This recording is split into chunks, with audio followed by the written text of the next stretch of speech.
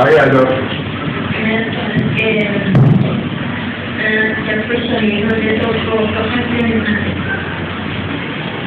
شہید کو مجھے موسم کپڑ کیوں نہیں پہناتے ہیں؟ وغیرہ وجہ کیا بتائیں.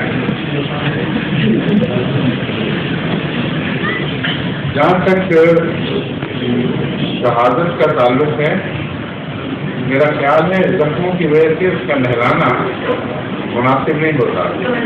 یہ بات تو سن لو.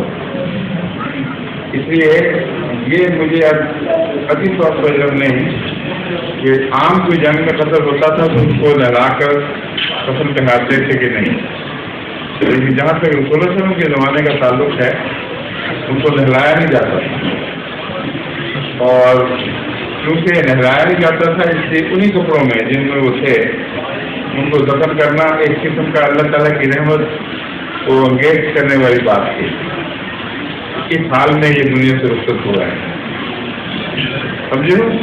ورنہ نہلانا دھلانا جو ہے وہ دراصل مردے کے لیے کوئی فرق نہیں ڈالتا، پیچھے رہنے والوں کے لیے اثر ڈالتا ہے. اور شہید کو نہلانا کیونکہ زیادہ تکلیف دہ ہوگا. زخمی حالت میں جو شخص ہو اس کو نہلا کے دھو کے صاف کرنا اس کے عزیزوں کے لیے زیادہ تکلیف کا موجب ہو، یہ حکمت ہو سکتی ہے. اس لیے اس کو نہ نہلاتے ہوں نہ کفن دیتے ہوں. جہاں تک ایکسیڈنٹ میں مرنے والے فوجیوں کا تعلق ہے، ان کی لاشیں بھی جب وہ گھر میں بھیجتے ہیں، اگر بھیجیں تو سیل کر کے بھیجتے ہیں، اور اگر چہرے رفتے زخم ہو تو اوپر سے بند ہوتا ہے، بالکل نظر بھی نہیں آ سکتا. اس میں بھی یہی حکمت ہوتی ہے کہ رشتہ داروں کو اس کی زخمی حالت دیکھ کر تکلیف نہ پہنچے. سمجھے؟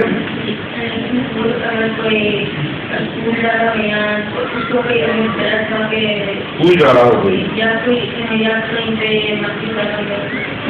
کو کبھی مل کر فکر نہ کرو.